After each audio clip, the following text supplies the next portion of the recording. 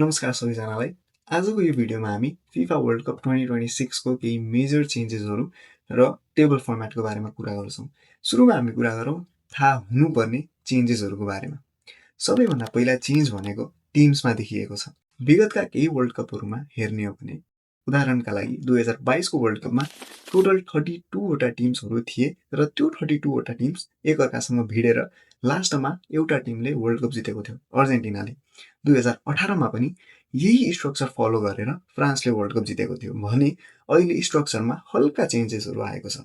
पहिला 32 वटा टिम्सहरू हुन्थे, अहिले त्यो 32 वटालाई बढाएर 48 गराइएको छ। र अर्को मेजर चेन्ज भनेको ग्रुप्समा रहेको छ।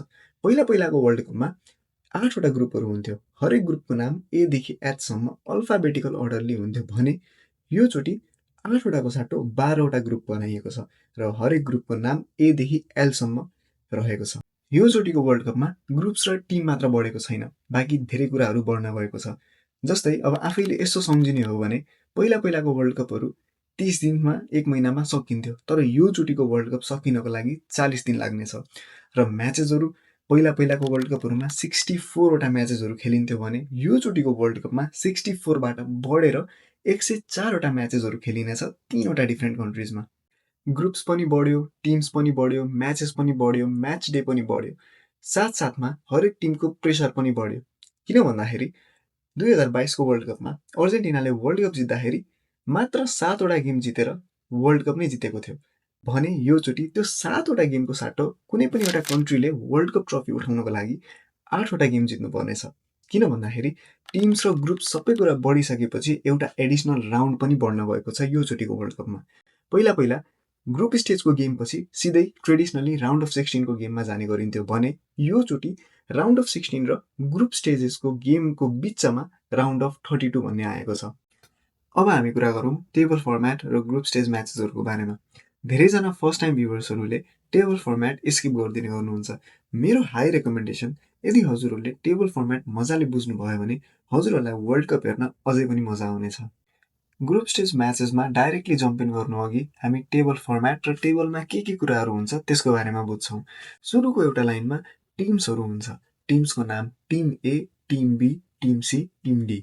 र सेकेन्ड लाइनमा म्याच प्लेड अथवा गेम प्लेड, जिपी और एमपी। यो लाइनमा हजुरको टिमले कतिवटा गेम खेल्यो भनेर मेन्सन गरिएको हुन्छ। र थर्ड लाइन भनेको सबैभन्दा इम्पोर्टेन्ट र सबैले त्यही लाइनमा फोकस गर्छन्, त्यो हो पोइन्ट्स। हजुरको टिमले कतिवटा पोइन्ट्स एक्युमुलेट गर्यो गेम जितेर र गेम हारेर, त्यो कुरा त्यहाँ मेन्सन हुन्छ। र लास्टको लाइन भनेको गोल डिफ्रेन्स। गोल डिफ्रेन्स भनेको हजुरको टिमले कति गोल हान्यो र कति गोल खायो, यसको डिफ्रेन्सलाई गोल डिफ्रेन्स भनिने गरिन्छ। टेबल फर्मेट बुझियो, टेबलको कम्पोनेन्ट बुझियो। अब कुरा गरौँ पोइन्ट सिस्टमको बारेमा। पोइन्ट सिस्टम कसरी वर्क गर्छ, तपाईँको टिमले कसरी पोइन्ट एक्युमुलेट गर्न सक्छ त? पोइन्ट सिस्टम भनेको 3 वटा डिफ्रेन्ट सिचुएसनमा रन हुन्छ। एउटा सिचुएसनमा यदि हजुरको टिमले गेम जित्यो भने 3 पोइन्ट्स पाउँछ। यदि हजुरको टिमले गेम ड्र गर्यो भने 1 पोइन्ट पाउँछ र साथसाथमा अर्को टिमले जसले ड्र गरायो त्यसले पनि 1 पोइन्ट पाउँछ। र लास्टमा हजुरको टिम यदि हार्यो भने हजुरको टिमको पोइन्ट्स हुन्छ 0 र अर्को टिमले 3 पोइन्ट्स पाउँछ। यसै गरी टिम एले सबैसँग खेल्छ भने टिम बीले पनि सबैसँग खेल्छ, टिम सीले पनि सबैसँग खेल्छ र टिम डीले पनि सबैसँग खेल्छ।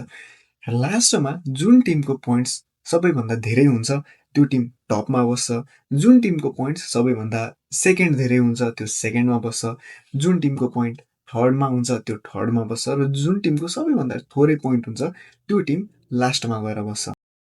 यो इक्जाम्पलमा जसरी यो ग्रुपले एकअर्काको पोइन्ट्सहरू छुट्यायो एकअर्कासँग लडेर, त्यस्तै गरी योचोटिको वर्ल्ड कपमा 12 वटा ग्रुप्समा रहेका टिमहरूले एकअर्काको पोइन्ट्सहरू यसरी नै छुट्याउनेछन्। विगतका केही वर्ल्ड कपहरूमा टिम 1 जो नम्बर 1 मा हुन्छ र टिम 2 जो नम्बर 2 मा हुन्छ त्यो मात्र नेक्स्ट राउन्डको लागि क्वालिफाई गर्थ्यो भने योचोटिको वर्ल्ड कपमा एउटा नयाँ सिस्टम ल्याइएको छ, प्लेअफ भन्ने सिस्टम। यो सिस्टममा हजुरको टिम यदि तेस्रो नम्बरमा छ भने पनि स्टिल हजुरको टिमले नेक्स्ट राउन्डको लागि क्वालिफाई गर्न सक्छ।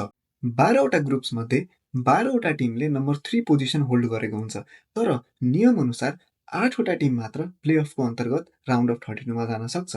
यो भनाइअनुसार 12 वटा जुन नम्बर 3 पोजिसन होल्ड गरेर बसेका टिमहरू छन् उनीहरूमध्ये पनि जुन 8 वटा टिमको हाइएस्ट पोइन्ट अथवा हाइएस्ट गोल डिफ्रेन्स छ हो त्यो टिमहरू क्वालिफाई गर्छन् राउन्ड अफ 32 को लागि। र बाँकी रहेको 4 वटा टिम त्यहीँबाट घर फर्किनेछन्। उनीहरूको वर्ल्ड कपको यात्रा त्यही दिनबाट सकिनेछ। कुनै यस्तो सिनारियो पनि भइदिन्छ जति बेला दुईवटा डिफ्रेन्ट टिमको सेम पोइन्ट्स हुन्छ। उदाहरणका लागि ग्रुप सीको नम्बर 3 मा रहेको र ग्रुप डीको नम्बर 3 मा रहेको टिमको सेम पोइन्ट्स छ भने त्यति बेला के गर्ने त? त्यति बेला कसलाई अगाडि पठाउने र कसलाई घर पठाउने? यस्तो बेला काम लाग्छ गोल डिफरेन्स। मैले अघि नै टेबल फर्मेट बनाउने बेलामा हजुरलाई एउटा टर्मको युज गरेको थिएँ, गोल डिफरेन्स। हो, हजुरको टिमले कति गोल हान्यो र हजुरको टिमले कति गोल खायो, यो डिफरेन्सलाई नै गोल डिफरेन्स भन्छ। र पोइन्ट सेम भए तापनि यदि हजुरको टिमको गोल डिफरेन्स बढी छ भने हजुरको टिम अर्को राउन्डको लागि क्वालिफाई गर्छ र थोरै गोल डिफरेन्स भएको टिम बाहिरिन्छ। ग्रुप स्टेज र टेबल फर्मेटको बारेमा यति नै हो बेसिक कुराहरू जस्तो लाग्छ मलाई। आई होप यो भिडियोबाट केही नयाँ कुराहरू सिक्नुभयो होला। आजको लागि यति मात्र। म राउन्ड अफ 32 को बारेमा पनि एउटा डिटेल्ड भिडियो लिएर आउने नै छु। Thank you so much.